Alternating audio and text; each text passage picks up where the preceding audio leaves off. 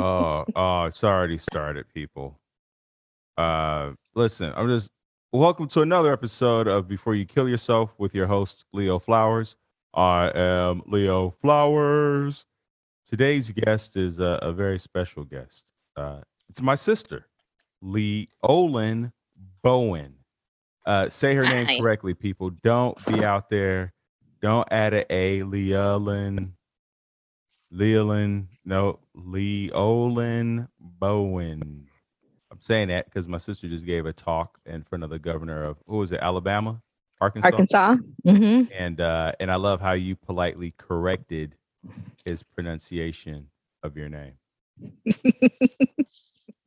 Hey, bro. What's up? Today's gonna, I don't know what today's episode is gonna be. Here's the thing: the holidays are coming up. Christmas time is around the corner, and a lot of emotions come up for people around the holidays, especially around family. And my sister and I, we have always been, hmm, uh, we've always had a relationship, right? And I hesitate to say close because I'm 4 years older than you, Hmm. and it definitely. So growing up, I definitely was the brother that was like, I don't want anything to do with my sister, right? I want to go outside and play, and then. But I will tell you this: I always felt guilty about leaving you behind.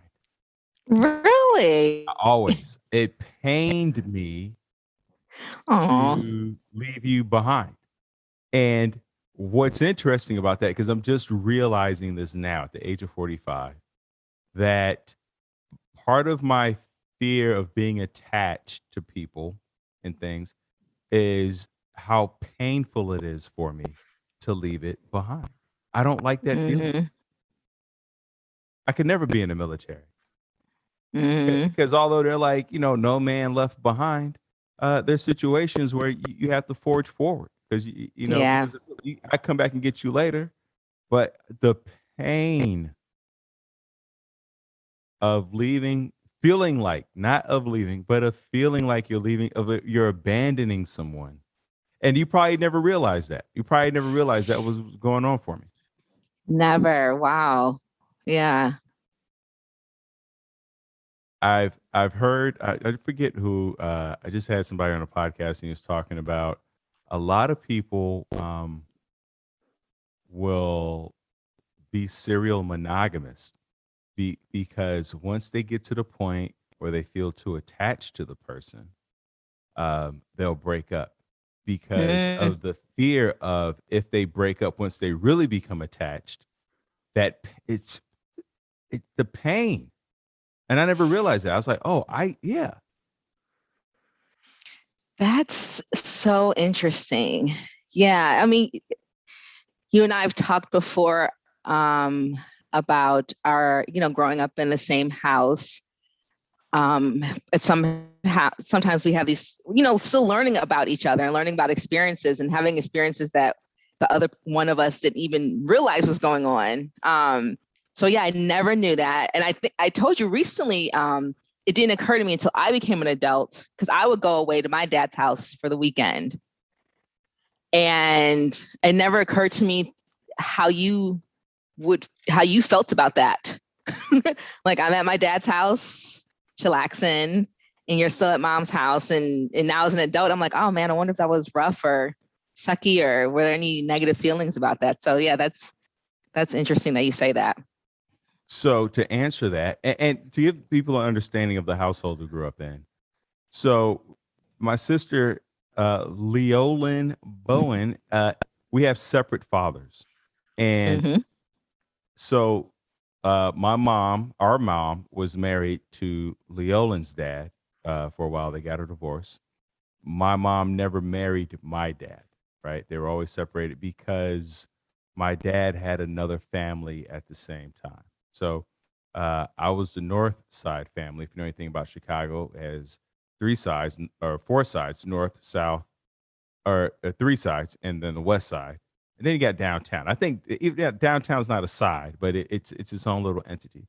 But my dad had his own family on the South Side of Chicago with his wife and two daughters.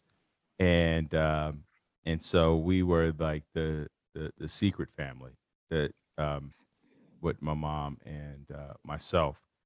And so Leolin got to go spend time with her father every weekend or every other weekend, where I couldn't do that. I saw my father maybe 2-3 times a year. And you know what? As you talk about it, there were pangs of abandonment, Mm. of like, Yeah. wow, you, and I didn't realize that as a kid. But just now as I get older and I look back, I was like, yeah. I was like, wow, she gets to go hang out with Papa. Yeah. And I think I thought about it because so I also have an 11-year-old son who primarily lives with his dad, his stepmom, and then he has a younger sister who is 5. So a little bit more distance between you and I. And sometimes when he comes for to visit me or hang out with me, sometimes I do bring his little sister as well. And I feel like for me, that came from that experience of like, being an adult, looking back and how awkward that kind of seems of being a parent and saying, I'm just going to take one kid with me and not take the other and not think about how that must make that other kid feel. So I think I also feel a little bit more, I don't know, just I felt a little bit more need to include her in our, my relationship with Mateo. And that's a little different because he lives in the home with his sister and his dad and his stepmom. But still, even at 6, sometimes she'll ask me like, how come Mateo can sleep over your house and I don't sleep over? Like she's asking those questions now. And it's just, I don't know, it's going to be interesting to see how that plays out as she continues to get older. I don't know. Yeah, because I'm sure that's something that definitely didn't factor into the visitation rights, right? Like you Yeah. could possibly foresee how she'd feel about, Mateo coming to be with you. Yeah. And that's the thing with decisions that we make. It's hard to realize the full impact of what we're going to do and how people are going to interpret that. It's just impossible. Yeah. Especially as parents, if you're a good parent, you are doing the best you can and making decisions based on where you are at that moment. But you don't know the consequences of that when the kid gets older, I'm thinking like, what's Mateo going to remember? How's he going to, because maybe he might feel some way about having to share his time with me, with his sister. And that is a hard thing to deal with as a parent, to think like you're making all these decisions. I don't know. Like my kid thinks I know all the things. I know nothing. I'm just doing the best that I can today. But it's hard knowing that the decisions I make could impact him for a long time in ways that I don't even know. But you know what? This also is evidence of the importance of checking in with each other periodically, or maybe even day to day. Let's be honest, because back in the day, and I've alluded to this or mentioned this in previous episodes, the importance of sitting down for dinner Mm-hmm. and checking in with each other. That, at least that was the image I grew up with, was where the family sat down for dinner and then you went around the table and talked about your day, what was going on, anything exciting, anything we need to know about. And it's equally important, especially now today with everything so fragmented, right? Mm-hmm. Kids are in an iPad, their iPhones, they're taking in information we're probably completely unaware of and processing things through a different lens. Do you have a method of checking in with Mateo? Or I mean, he's very precocious where he just says all the things, but even in that, there probably are some things that he's not even aware of. Like no matter how smart you are, he's still a kid. Yeah. I read somewhere a while ago that one way to have a conversation, it's intimidating to have a conversation face to face with someone, even if they're close. So one way to ask your kids questions is to wait till you're in the car, or they're doing one thing where you're not like staring directly at them. So I'm in the car with them, I'll ask them questions. when I talk to him after school, I always ask him, like, how was your day? Were you kind to others? Were others kind to you? Or were you kind to yourself? Or, I've even asked him before, and it's, another way is when he's going to bed and we're just like laying there reading. So we're next to each other, we're not face to face. And I'll say, like, I'll ask him, how does he feel about me being his mom? Is there anything that he, want me to do differently? And I just try to mirror to him that kind of thing. Or even talking to him now, of course, is age appropriate and he doesn't need to know all the things. But he can hear me say, like, oh, I'm struggling, or maybe this is kind of hard, or I'm nervous, or, oh, I made a mistake, or I'm sorry I did that incorrectly, or I'm sorry I need a moment because I'm getting a little stressed, or I just, it's not about you. So mirroring to him how to speak about feelings, mirroring to him how to speak about whatever's going on. And also, I tell him, I'm like, look, there's nothing that you can say to me that would ever make me stop loving you. There may be things that you do that I might not agree with, or I may be disappointed, or I may even get upset about, right? But like, there's nothing you can say to make me stop loving you. And also, like, I realize that there are things that you might not want to talk to me with at that moment. There may be things that you may not want to talk to me about at all. Maybe you feel more comfortable talking to your dad or your stepmom. But knowing that, yes, I'm here, just know that I'm here regardless about anything. And then doing that, I think is important. I feel like sometimes, I don't know. I feel like sometimes it might in one way be a tad easier for me because I don't have them all the time. So I don't have the day-to-day responsibility of doing the things we need to do as an adult and as a person, and also the day-to-day responsibility of managing his life. So I feel like I'm a little, but I don't know, maybe his dad's saying something totally different, but I just try to create the space for him to know that he can talk to me about anything.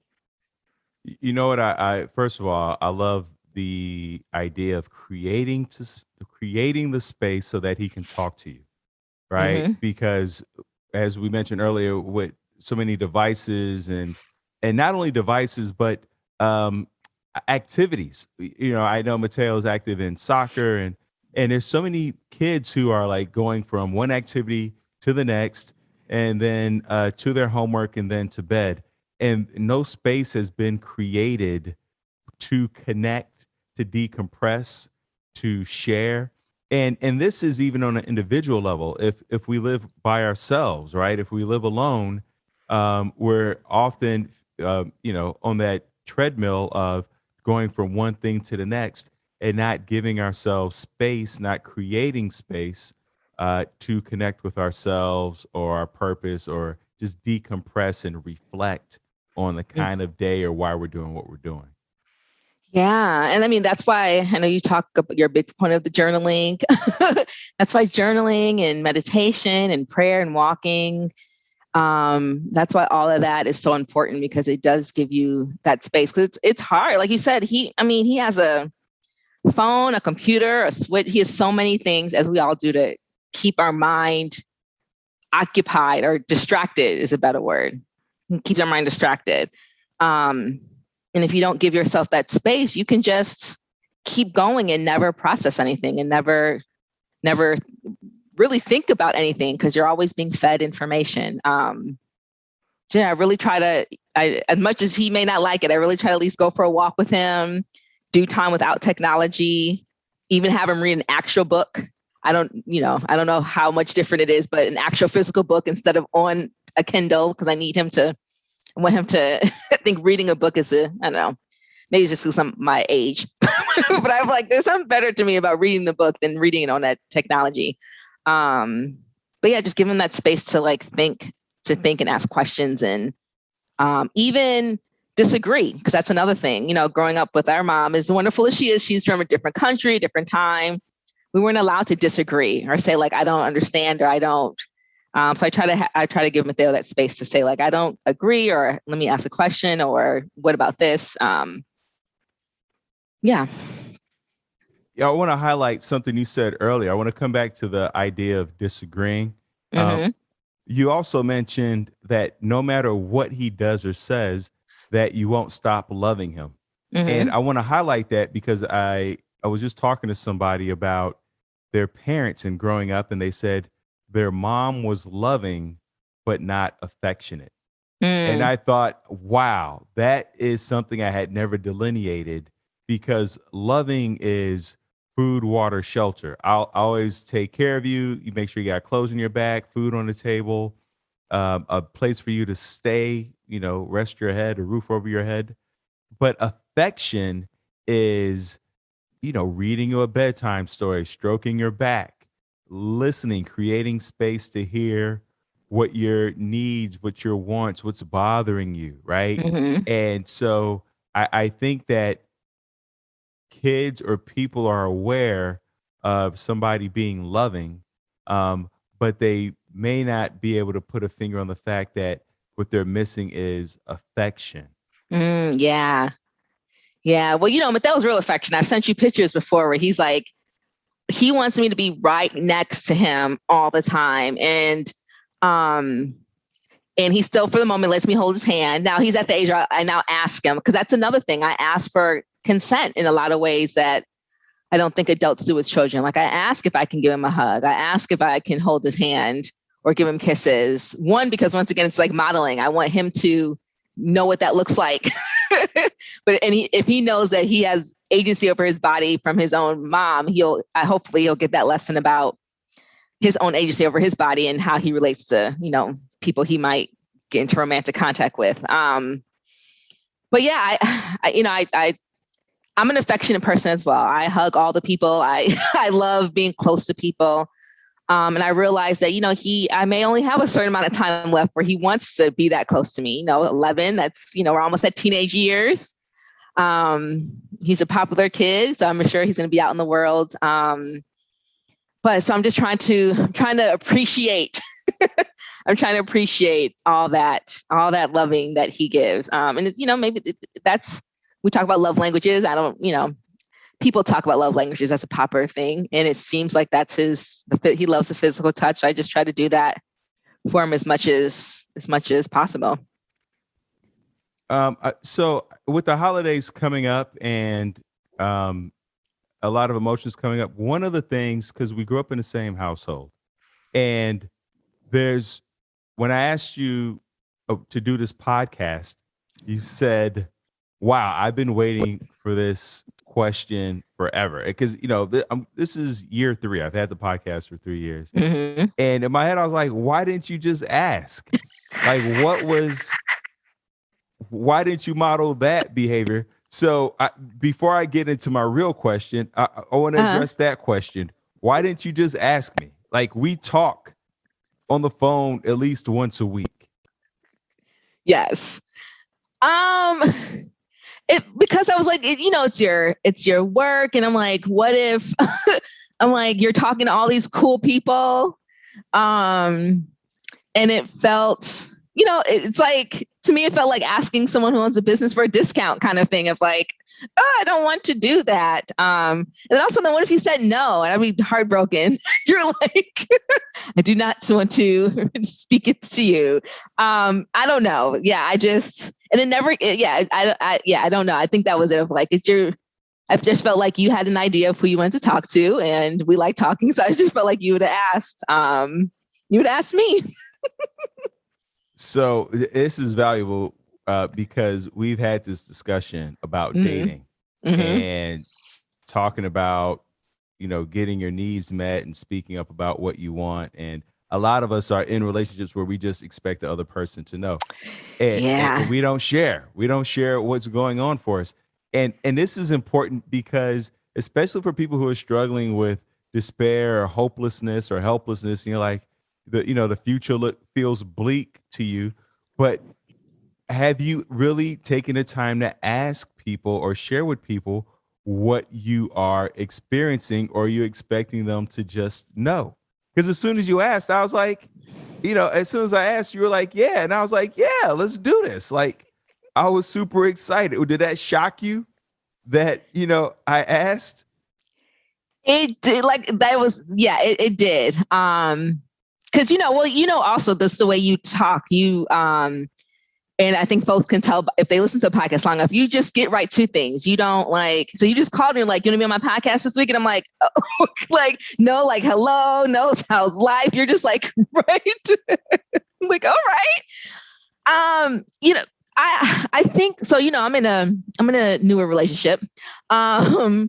And he was married before for 17 years. I have been divorced for 10. So we come into it with, he's always been clear that he wants to get married again. I've been on the fence. And I think saying, ask for what you need sounds like one of those things of like, oh, relationships, the important thing in a relationship is communication. Like, okay, thank you. Losing weight is easy. Just eat less calories. Like, okay, great. Thanks a lot for that. That's hard though, because I'm finding out it's like, sometimes we don't even know what we need until we're in the situation. We're going through this thing right now, talking about like how much time to spend with each other. And I think you and I are a little bit similar. And correct me if I'm wrong, but we're okay with being alone sometimes. Because he's been married so long, he likes being around me a lot, which is wonderful. But me gauging, well, how much do I like that? Is it an hour a day I need to be myself? Is it a whole afternoon? Like, I don't know, because I haven't been in this situation before. So it's hard. And you don't want to hurt people's feelings. You don't quite know how to communicate it in a way that's like actually what you feel. Sometimes that might change. So how do you continuously communicate? Because maybe right now I need 5 hours a day. I don't know, just for myself, but maybe next week or maybe next year, I'm gonna be like, I want to be with you all the time. So it's hard to communicate. Like, I don't think it was conscious to me of like, oh, I'm nervous I want to be on Leo's podcast, but I don't want to ask because I feel this way. I don't think that thought really came up until you just asked me, like, why didn't you ask? And then I'm thinking, oh, why didn't I ask? Oh, I don't know.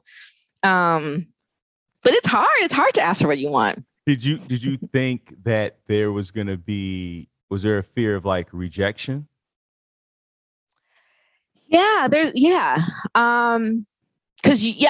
you are very important to me, as you know, and your opinion of me is very important. And so, of course, there's definitely fear of rejection of because this podcast is about, like, you're really digging deep into people's story, and it's important that your listeners are engaged in the story. So it's like, if people don't listen to this, or you don't think this conversation is interesting and people don't listen, that hurts your business and it hurts it may not, but in my mind, right, I'm making it bigger. I'm catastrophizing a little bit. And I'll feel bad. Like, this is important to you. So, And you talked about how I have cool people on. So that denotes that, there's a feeling of like, you don't feel cool, or like your story is not enough, right? Like, what you've been through, what your experiences are, and what you've learned is not enough for the podcast, like that feeling of like inadequacy. Yeah. I definitely struggle with that, as I imagine a lot of people do. I just got off a meeting an hour ago with my manager, and he was like, yeah, everyone here has nothing but great things to say. Everyone here loves when you come to meetings. And I'm just sitting there like,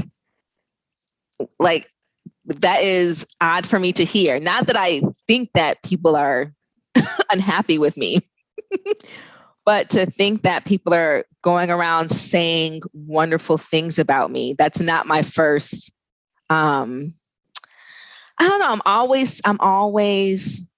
I make a joke that, like, if my manager asks to talk to me, I'm always thinking that they're ready to fire me. Like, I work from home, and I make a joke of like, I'm going to pack my desk up in my own home, because I'm like, this is it. They're going to find me out. I'm not sure where that comes from. I'm not sure if that's life, but oh my goodness. I always feel like I'm just going to be found out by when people are talking to me too long. Maybe that's my introvert. I'm like, oh, their goodness, they're just waiting. I'm talking and they're just waiting for me to end this conversation. Actually, recently, I'll tell you something funny. I was at my friend's house for Thanksgiving. Everyone was over there, and there's 4 of us that are really close. Everyone's at the house, and everyone started to leave. Now, I was there since like 3. It's now like 10. So the last person's leaving, and it's the brother of one of our friends. And so he's leaving.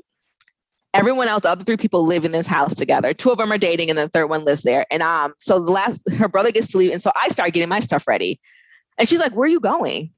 I'm like, "Well," I was like, "I don't, you all, it's late. You all may want to hang out." She's like, "We haven't seen you forever. Put your stuff down." I'm like, "You're not going anywhere." And I told him, like, I always feel like I don't want to overstay my welcome. I always feel like people are like, "Oh gosh, she's here too long." So, and that's with everyone. That's even with friends and family. But I'm not sure quite where that came from.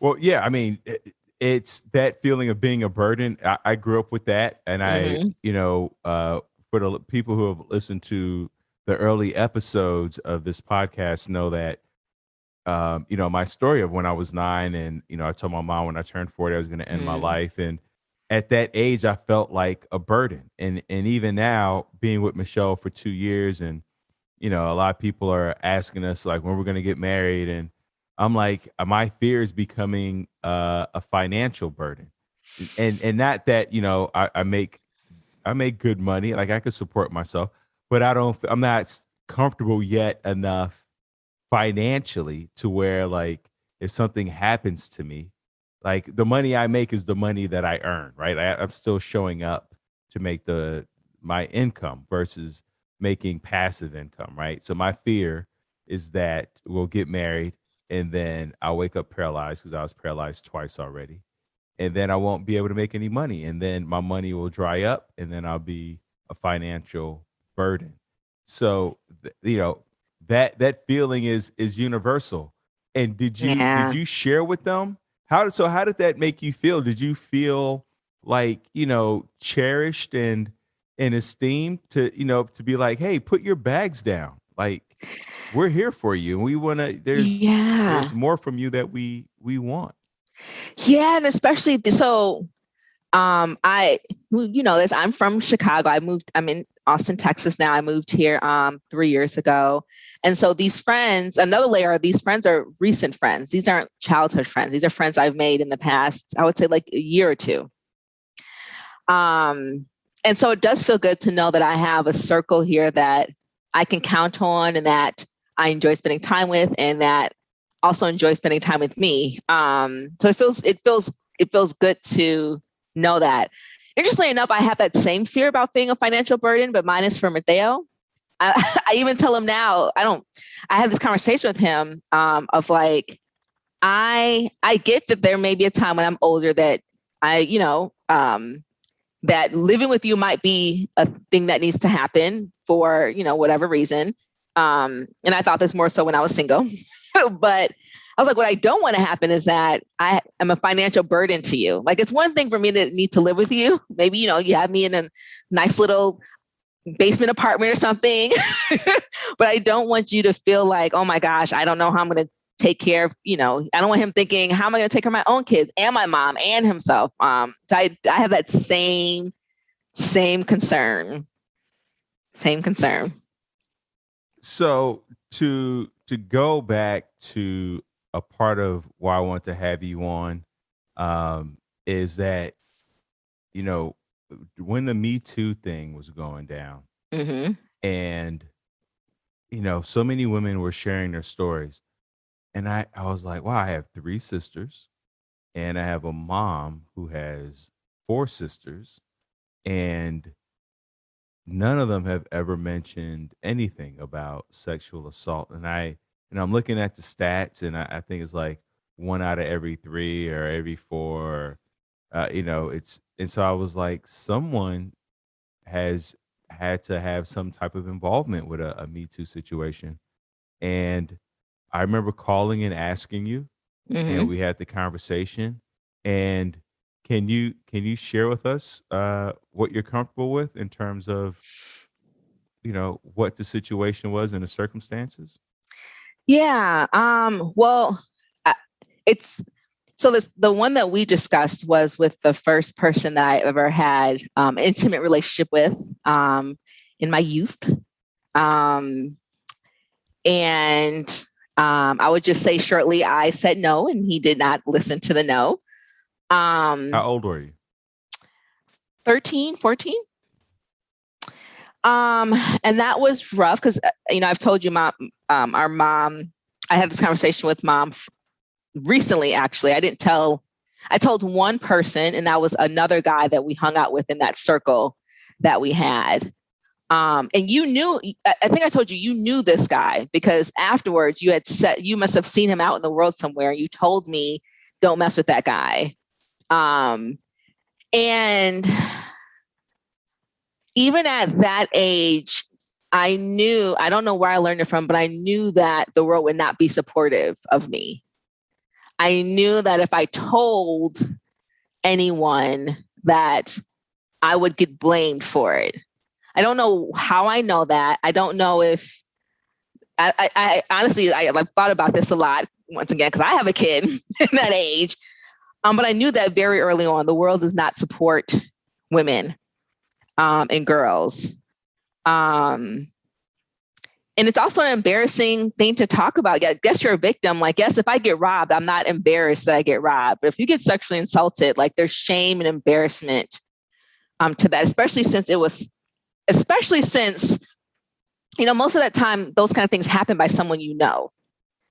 It might be, I'm not sure. I know it's traumatic anyway, but I think like robbery, it adds another layer when it's by someone you know, because there's a part of you that's like, how did you not see this about this person? How did you, not notice it or things like that? And unfortunately, that's not the last time. It hasn't been that traumatic since then, but I'm a woman in this world. Like I've been harassed on the street. I've been touched inappropriately.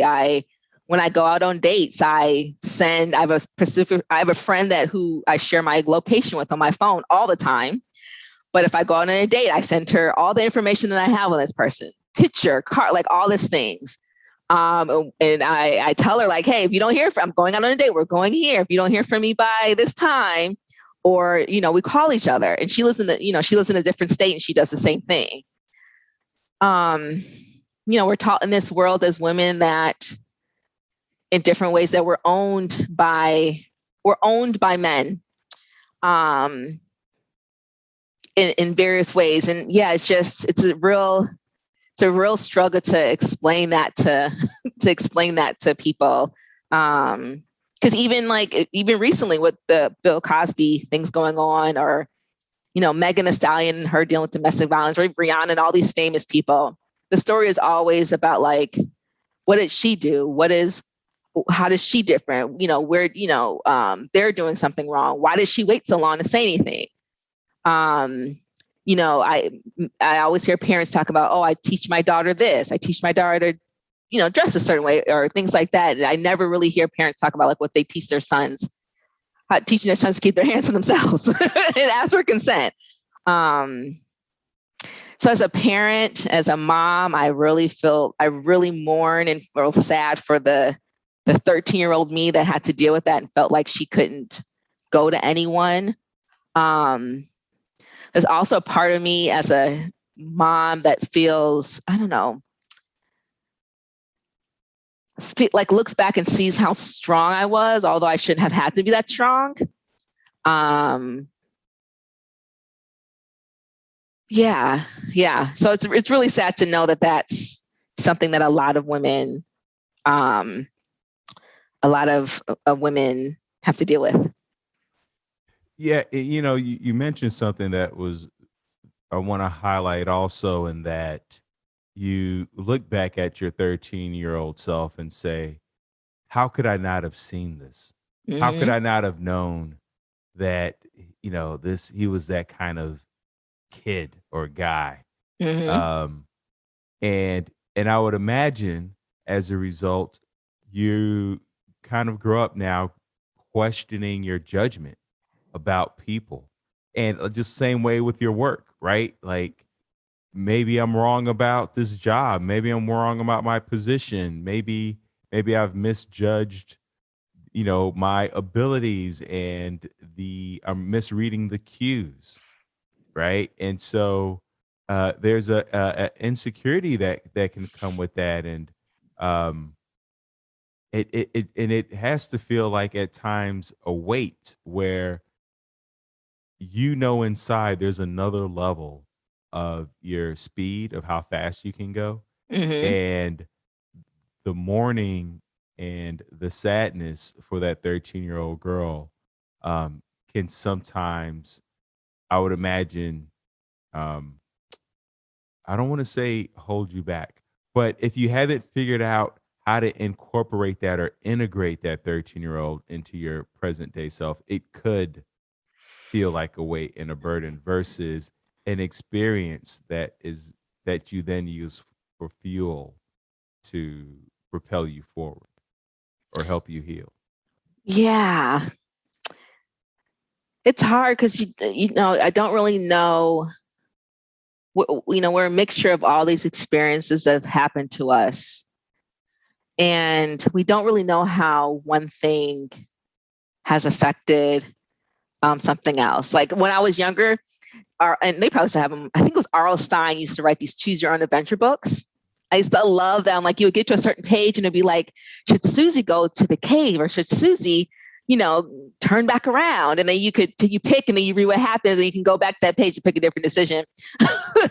So I don't know. I don't know, but it's definitely, yeah, what you're saying about not trusting myself, because, that flows into relationships I've had as an adult of who I've trusted to date. And then can I trust myself to make a decision if I find out something I don't like about someone? And always questioning ourselves. I mean, man, if you just think people have who have confidence in their decisions, that must be just like a limitless feeling. Like even if you make a wrong decision, just like I spend so much time. I know myself, I spend so much time teeter-tottering, like going back and forth.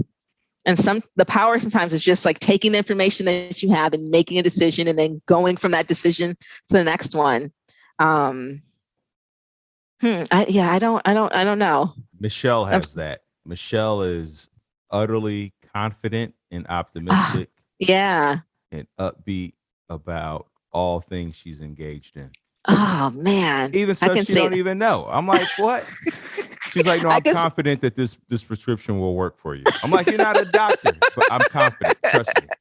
Trust me. No, without a doubt. yes, I can tell that, and I can tell that from her. I am more.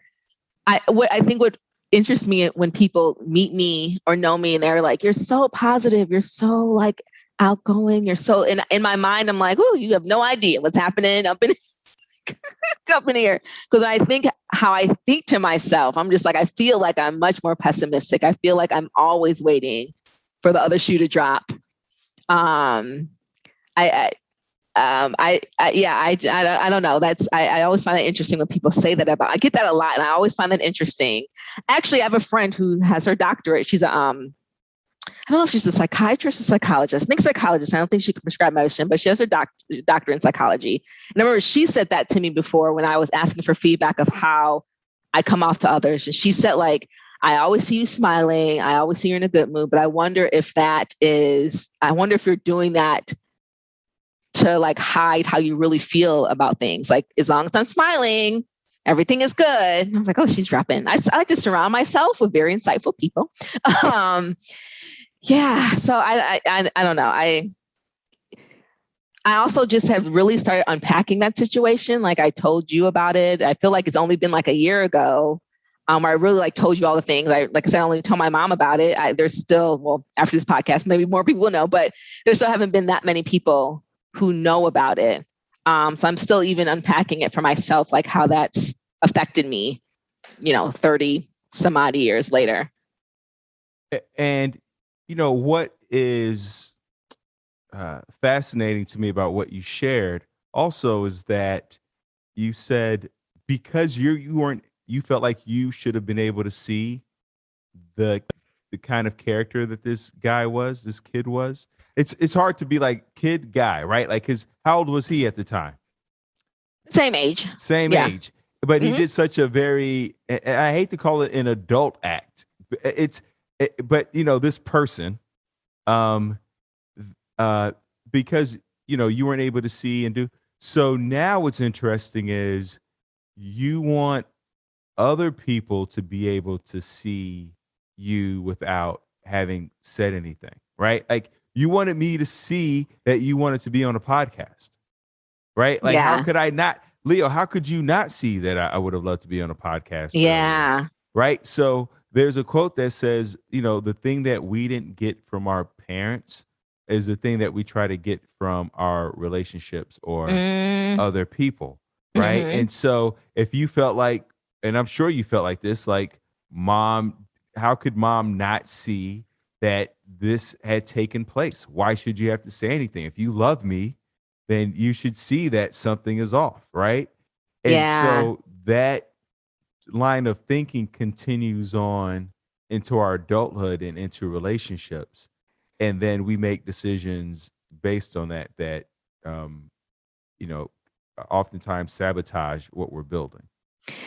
Man, that is the truth. Yeah. When I talked, bless mom, she has 2 kids that love telling all their business out in the world. I don't know if she was the same way, but uh, when I finally talked to her and like told her like this has been, you've seen my mom and I grow up, and I think a lot of it also is mom and I are very similar. But we've gone to battle what I feel like throughout my adult life, and I think a lot of times she didn't understand why. And for me, that was it. Like I held a lot of anger and resentment towards her because of it. Because she lived in the house with me, because she's a woman, because I felt like she knew me the best out of anyone because of the time we've spent. My dad is in my life, but I didn't live with him. Now I could say the same about him. He's a man, he can see his daughter's growing and is attractive and likes boys, but I really, I just thought of this. Once again, I'm blaming the woman and not the male figure. I'm blaming the woman figure. But yeah, I told her that of like, I felt like you should have known.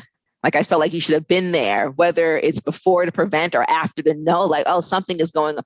Because in my mind, I'm like, I'm 13. I'm not a good liar. So how did you not know that there's something going on? I don't know. But that's an interesting point to say, like, now as I'm getting older, I definitely do still look for acceptance and look for others to kind of like validate and protect me. And it's hard because like the social media relationship advice that people get is like, if someone knows you, like you shouldn't have to tell them. If someone knows you, they should just know, which is so dangerous. So dangerous. Like, right? People date serial killers and they don't even know. Like, that's so dangerous to tell someone that like you should know someone just because you've been around them. Even if you've been around them 40 years, they still have 10 plus years of experience without you in their life. Shoot, I've been with myself 41 years and I still don't know everything about me. So yeah, that's hard. Yeah, and you mentioned, the emotion of anger, right? Like Yeah. you must have felt hurt, right? Yeah. First, because one, this was like you said, someone that you knew. And Mm-hmm. then you're also hurt because now you don't feel seen by mom or your dad or even me, right? And Mm-hmm. and I want to highlight that you mentioned, wow, she wasn't there to prevent it from happening. She should have been there to prevent it, or she should have been there to punish him, to make him pay for what he did. And so I had to leave you devastated. Yeah. I didn't think it the after part I haven't really thought about. Yeah. And then it's, it gets layered because like I said, even at 13, I knew that the world wouldn't be supportive. And even as I get older, talking about it now, I mean, so I won't say her name because I just got off the phone with her. But one of my friends, we were talking about, she's out dating and things like that, and she was saying, her and the guy did some stuff that left bruises, but in a consensual way. But she made a comment like, oh yeah, it was totally consensual. It's not like I'm going to come back 20 years later saying, oh, he did something to me. And I like listened to it. I'm like, this is the message. This is what we do to women and girls. Even in 2021, even though we are so intelligent, we've progressed and done all, we have a woman vice president and all that wonderful stuff. I'm in Texas, so, we got Roe versus Wade. I don't know what's going on with that. We don't protect our women and girls. We have a weird relationship with sex in a lot of countries, but in the US, we're not honest about a lot of things, which causes a lot of problems. But I think, so to me, like as a parent now, that's why I'm so fierce about teaching Mateo about consent and asking and knowing that he's okay to people should ask him. People shouldn't just touch him or do whatever without asking, but he also shouldn't do that to others. I'm so like on top of it because I just do not want to raise. I always say this, I don't want to raise a son who's just like out there being reckless with his life and with other people's lives. Yeah, that is a major thought and concern about mine. And there's nothing about him that makes me, he's a caring, empathetic kid, but I just do not want to raise a son that's just like irresponsible and reckless with people. Right. I mean, it's so important to ingrain certain characteristics and values in our kids. And we definitely all want to raise very loving, caring, and considerate children who, you're thinking about your needs, but also the needs and wants of other people and taking that into consideration and feeling empowered to share, to talk, to ask questions. So that's beautiful that, going back to what you were saying earlier of like, you're inviting him to disagree with you, right? You're inviting him to be contentious. That might be a wrong word, but to not be afraid of sharing his thoughts even if they're contrarian. To yours. And it's not always easy. I get it, parents. Like sometimes you're just like, can you just do what I'm asking you to do? I don't need a discussion about why you cannot stay up to 4:00 every single night. Just go to sleep. But like, as you can tell from talking to him or seeing things I post on social media about the stuff that he says and the conversations he has. The other day, he's talking. He loves Tesla, and he's been really what's it called? Marching is not the word I'm looking for, but like really trying to get me to get one. And like, he goes to me, well, they're offering a tax break next year, so it should help you to be able to afford to get one. And I'm just like, what are you talking about right now to me? Or I was like, well, how much do you make? I'm like, I don't ever remember asking or feeling like I was comfortable enough to talk about money with my parents. And I'll tell him like, you can ask. And I also say like, you can ask me anything. I may not tell you what you want to know. That's not it. I may not be comfortable in that moment to tell you, right? Because you're asking me a question about sex or money or in the grocery store. Maybe that's not the time to have this conversation. Or there may be some things that I might not tell you everything. Like he's been asking about more details, specific, like why did you and dad get divorced? How did you plan this? There's some stuff that I'm uncomfortable talking to him with at this moment. So he knows that as well. Like you can ask whatever, you may not, some things are not for conversation right now, but when he says stuff to me like that or asks questions or, he's asked me questions about God before, like, is God real? Like, if that's so, how does that work with like what he's learning in school about science and how the world was formed and like asking about death and things like that. So I feel good that he is able, like, feels like he can talk to me about those kind of things. What were some of the things that gave you strength and hope to keep going? Because, what that experience at 13 years old, and like you said, you only shared that with one other person. and then with me very recently. Um, what gave you the strength in between all that? What was moving you forward? That's a good question. In therapy, if you are dealing with things like drugs and alcohol, in another life, I used to be a drug and alcohol counselor. And the hardest part about getting off of drugs is the fact that you're still in the same environment, and not everyone can get up and move. But so when that happened, that was like right when I was going into high school. And so I went to high school. I went to grade school in Chicago, high school in Evanston. It's a suburb of Chicago. And so like, I still lived with mom in Chicago, but my environment in terms of like who I was hanging around with and where I was going, where I was spending time changed. I went from this person and I went to martial arts class together. And a little bit after that happened, I stopped going to martial arts class and I joined, after school activities.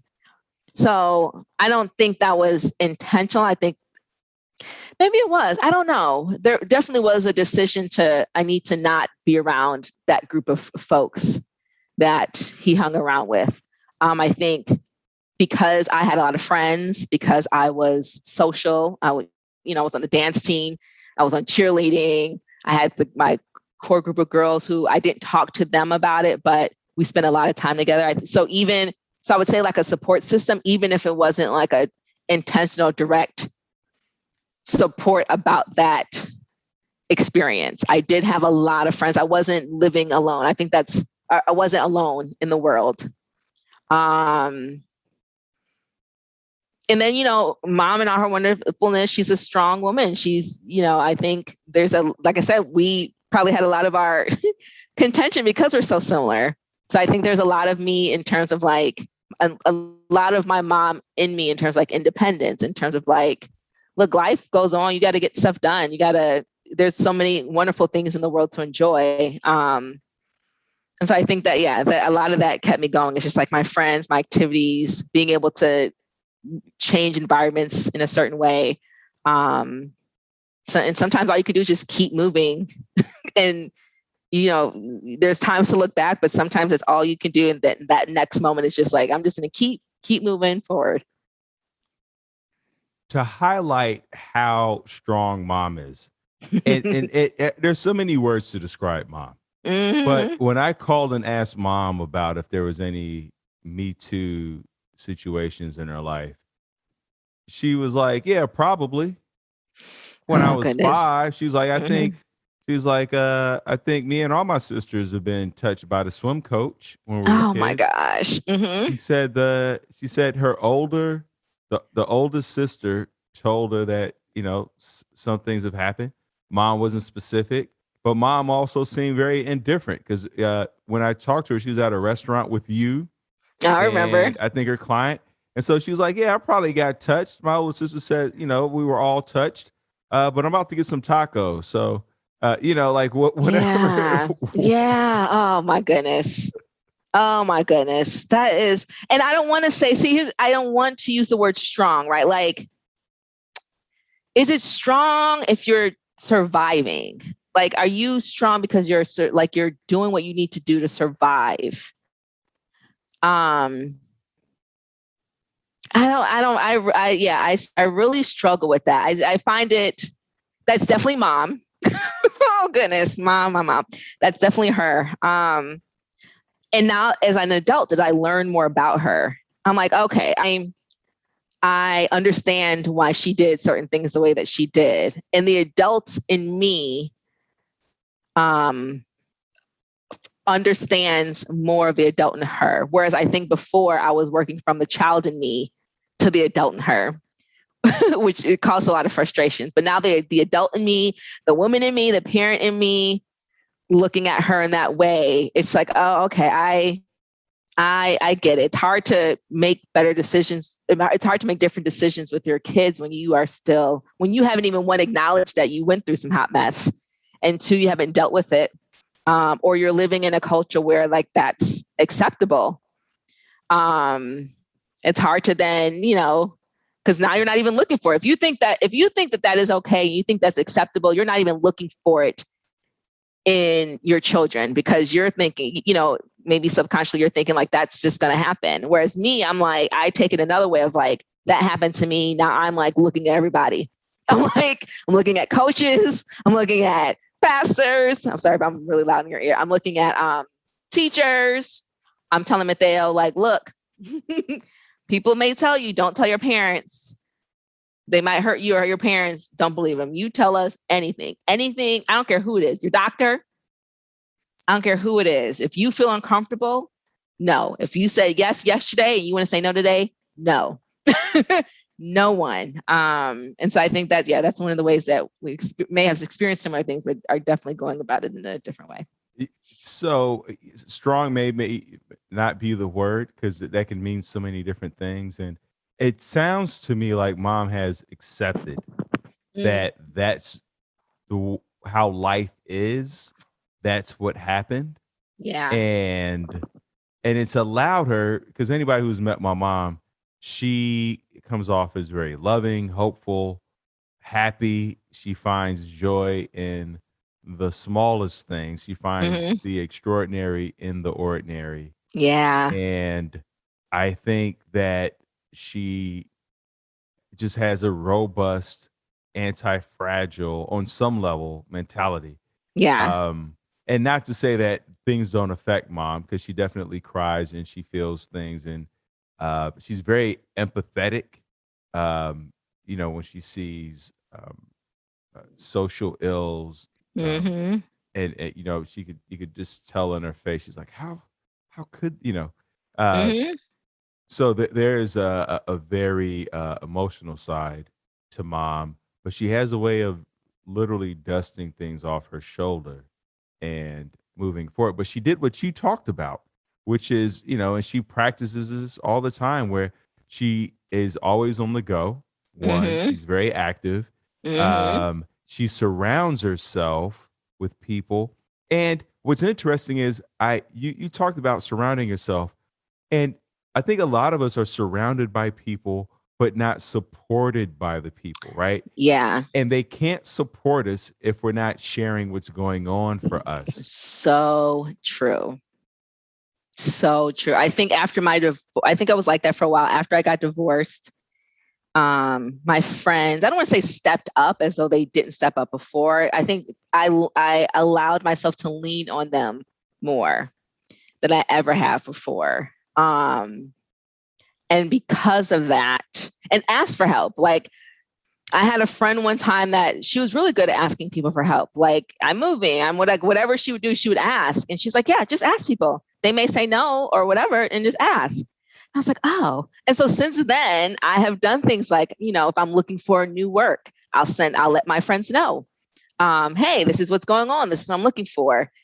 Because people, like you said, people don't know people don't know to help. People want to help. We all want to help.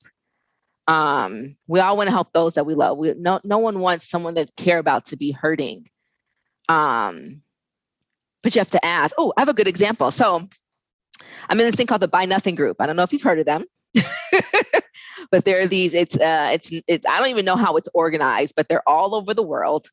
And I was in one in Chicago, so I moved here to Austin. I joined my local one, and they're set up so that everyone in this group, and they're hosted through like Facebook groups.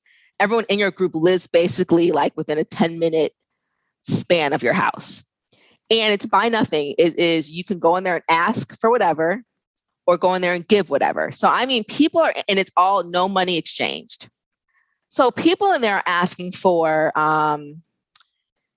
I'm in the hospital. Can someone water my plants? I've asked people to take care of my guinea pigs when I'm traveling. I've asked for clothes. Like, a lot of the stuff in my home, I'm trying to see if I can see anything in arm's distance.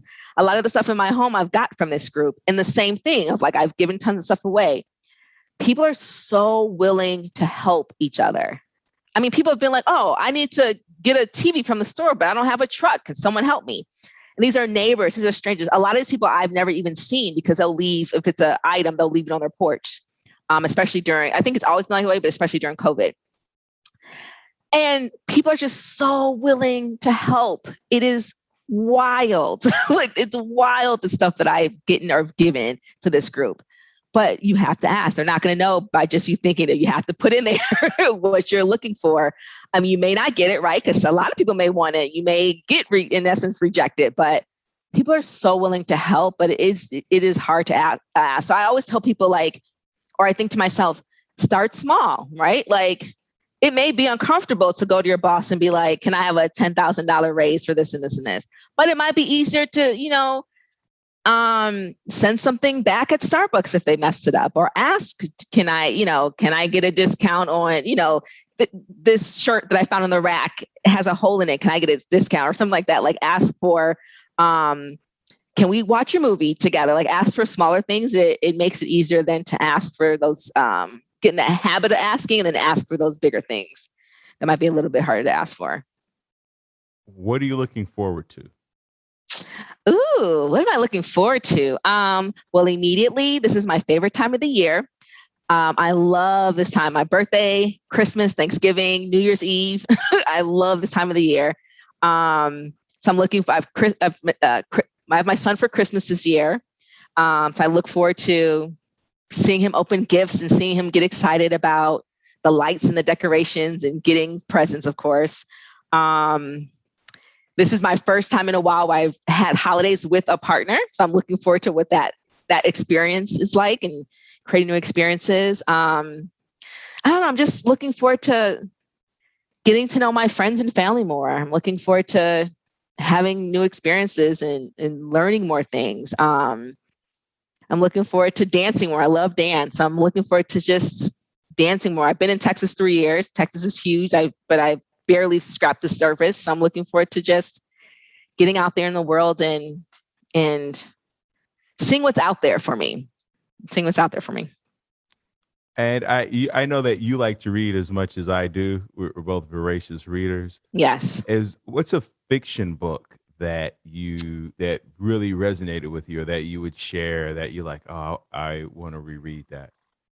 Oh, that is interesting. Man, I feel like I might go dark because, I'm slightly creepy in terms of like the stuff I like to read and watch. I have always loved like Stephen King books. So I don't have a particular one, but I love the creepiness. I love like his books are always about, I don't know, there's always like some lesson learned. There's always some thought process of like, oh, how would I react in that situation?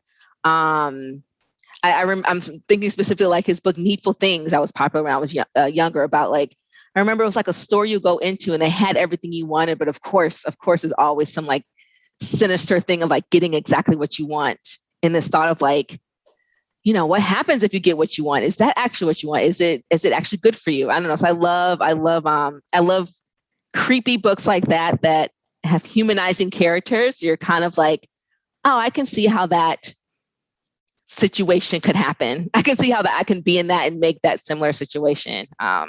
Yeah. Yeah, that is a double-edged sword of getting what you want, and if we stay in that space too long, it starts to fold back on itself. Yeah. And there's nothing wrong with going after what you want, but you also have to cultivate the gratitude for making the best of what you have. Yeah. Right. And so that you don't lose what you have in pursuit of what you want. And then Anna Karenina, that's exactly what that book is about. Oh, yeah. Where she's married and then she meets another guy and all of a sudden there's this passion between them. And so she leaves her husband and kid for this other guy. And then they get together. That passion fizzles. And now she's looking at a third guy, and then ultimately, and spoiler right here, so you might want to cut the episode off now. But she ultimately ends her life because she's trapped in, can't get a divorce. And a woman's worth at this time, this was like late 1800s. They can't just get a job. Right. They can't just submit resumes and beat the. So she was trapped. She was trapped in a loveless everything. So definitely a balance between going after what you want or what you think you want, right? Because a lot of times we don't know what we want. We think we know what we want, and then we get it, and we're like, oh, wait a minute. That wasn't it. So, oh, that's good. I'm gonna put that on my list. Yeah. So passion is, not enough is what I'm finding. And now Michelle and I are watching Indian matchmaking Oh, and yeah. on Netflix, and so it's Yes. cool to see, how one, passion really isn't enough. Two, the research shows it's more about the character. Are they emotionally generous, Hmm. and can they be flexible? And here's a word that has come up because Michelle is taking some. She's taking a couples course Uh-huh. from Julian Allen. Jillian Allen. So she wrote this book, Getting to I Do. Anyway, and here's a word that I've never heard or used before: acquiesce. Interesting. So here's a power of acquiesce. A lot of times, because my listeners know I do stand up, and when I'm on stage, and sometimes I'll ask a couple how long they've been married, and they'll say 30 years or 50 years. And I'll say, what's the secret? And the guy will be like, just say yes, you Oh, know? uh-huh. Exactly. See how your body language is just like collapse on itself. And I can't tell you the number of guys who say that who've been married 20, 30, 40 years. The problem with just saying yes is then you lose yourself in the relationship and you build resentment. And then Hmm. you end up becoming angry or acting out or divorcing Yeah. because you just been saying yes and feel like you don't have a voice. So acquiescing Hmm. is um not meeting the person halfway, but accepting the terms in a way that's different for both of you. So, Interesting. so being obsequious is just giving yourself over and surrendering and saying, Hmm. being a doormat, which is what most people are fearful of. But Yeah. acquiescing, so here's an example. Michelle wants to come on cruise ships with me when I Hmm. perform. Uh-huh. And I've had a hard no on that forever, right?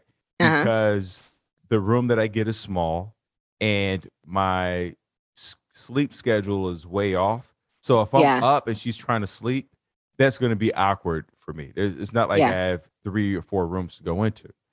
And so I had to stop and think about, why am I saying no? Like, what's at the root of it? And it was that fear of not having the space to create or to be flexible and move about as I need to, right? Hmm. And so I said, okay, I'll acquiesce. You can come, but you'll have to get a room.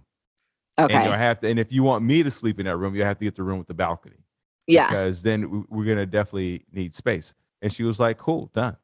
And so, boom, there it is. So when you get to what is your fear or what's driving the no, Uh-huh. and then you feel safe enough to share that, and then hopefully you have the ability to create the structure to make it happen. Like if she didn't have the money to get another room, then now she's at home. But Yeah. because we're in a place where she can get the other room, she's gonna do Yeah. that, right? Love that. That's so, and folks who are listening, this is how Leo and I talk all the time. I like this is literally how our conversations go on that. I love that. And I love that, like finding the why, like why, what is it about your request? Like what is the important part of what you're asking, and being okay with the fact that what you all's relationship or situation may be different than other people. Cause that's the other side of like social media therapy and means, is that we have this idea of like, this is how this relationship, and that can be any sort of relationship, friendship, parents, whatever, job. This is how a relationship should be. If you're with someone, you should be with them all the time and this and this and this. And it's like, no, you need to find out what works for both of you all, find out what really is important, have those conversations and come up with a solution. I love that. So I love the that. first part, and here's the most important part of that step, is figuring out what emotion is driving. Mm, Because when somebody brings something up, right? Hey, you want to go do this? You want to go see that? Do you want to get married? There's an emotion that it conjures up a feeling. And so I'll always have, like right now as I'm talking to you, I have the emotion wheels up. I'm yeah. always scanning my emotions. And so I said, what emotion comes up for me when she says, I want to go with you? I was like, well, it doesn't anger me. I'm not disgusted. I'm not sad. I'm not. I'm not also not excited. I'm fearful. What am I fearful of? Mm, Of like not, having the space to operate and our sleep cycles. And because I know like she does a lot of work from her laptop. And so, yeah. um, I don't want us to be on top of each other. So getting to the emotion and then creating the terms from that emotion, because now I can communicate with her. Look, here's what I'm scared of. Now I'm leading with emotion, right? And, Yeah. and then because what you realize is you're not saying no to the person. That's why most arguments generate, because when people hear no, they take it as I'm rejecting you. No, I'm rejecting the terms. The Yeah. terms don't make sense for me, and I'm rejecting the terms, and I'm protecting my emotions, Yeah. right? So there's I'm rejecting the terms, protecting my emotions. And so when you can get to the emotions, and this is all stuff I'm just thinking of as I'm saying it right now, ladies Hmm. and gents. So this is brilliant. I hope everybody's writing this down. I know I am. Um, So yeah. and then you can have a fuller, richer, deeper conversation from there. Yeah. That, yes. Okay. You give me some stuff because at the top of this conversation, I mentioned about figuring out how much time, like this whole idea of like spending time together. And there is a part of me because in my previous marriage, feeling like I did some of that, like gave up so much, became enmeshed in their life and like kind of let go of mine. And because I've been single for so long, there is this fierce like, oh. Like back up. This is my box. Like, don't come in. I need to keep these walls up.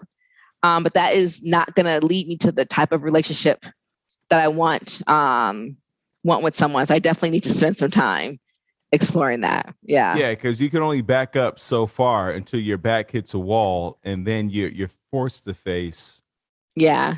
whatever it is you've been backing up from. Right, at some point, Yeah. you got to come out the corner. Exactly. And if you don't, like, even if that be back up and that person leaves, the next relationship, the next friendship, the next job, the next kid, it's still gonna pop up for you there. So yeah, it's hard to address those emotions because once again, we don't like support emotions that much in this world. But yeah, it's so important because it drives everything. It drives everything that we do. I love it, Leolin. We could talk forever, We can. but I got to eat lunch, and I definitely want this to be a part two because there's so many aspects of our relationship and your life, your life Yeah. that's interesting and beautiful and that I admire. So, and I want the listeners to get you in doses. You can't have all my sister at once. Yeah, you I'm put in not gonna I'm time for not gonna this. tolerate it. I'm not gonna tolerate it. It's unacceptable, people. I love you so much. Thanks for asking. I'm so proud of you. Listen, all my friends know about your podcast and your work. If someone talks to me more than 2 minutes before you kill yourself, is coming out of my mouth, or your comedy is coming out of my mouth to them. So I'm so proud of you. I'm so proud that Mateo has you to look up to. He talks about you so much. He says he gets his humor from you. So, yeah, thank you for asking. And I look forward to chatting again. All right, don't make me cry. Okay. And so, last question, because Yes. because you listen to this. Yes. I ask this of everyone who's on the podcast, because always imagine there's one person who may be listening in on the precipice of wanting to end their life. Before you kill yourself, what would you say to them, Leolin Bowen? I listened to your podcast. I still wasn't prepared. I would say, you are surrounded by people who care about you and who want the best for you. And all you have to do is reach out and ask and let them know what you're going through. And if you don't have, and if you feel like you don't have anyone in your life, be that person for someone else, because helping others is also a wonderful blessing that you can give others, but also yourself. So stay connected, reach out and ask for what you need from your circle. And then promote all your things. Even promote Mateo's, because I get the links every day. He's creating something all the time. So promote all that stuff. Yes. So, oh my gosh, I should have had it up ready. So my kiddo has a business called Endless Making on Redbubble. So if you go to redbubble.com and just search Endless Making, he designs all sorts of cool logos. And I'm not that much on social media anymore, but I freelance right once in a while for sleep.com. And that's the major one. So yeah, just I have a unique name. So pretty sure you can Google me and find me. I love it. I love it. Thank you, Leolin. Thank you, listeners, for tuning in. Remember, this podcast is not a substitute for you going to get help, for you calling a 1-800-SUICIDE or 1-800-273-TALKS or the other international phone numbers that are listed. If you're in Budapest or Bali or Canada, Toronto, Taiwan, Beijing, wherever you are in the world, Detroit, thank you for tuning in. And you can always go to thrivewithleo.com for one-on-one coaching with yours truly. Let's get to tomorrow together. Thank you so much, sis. Thank you. Love you.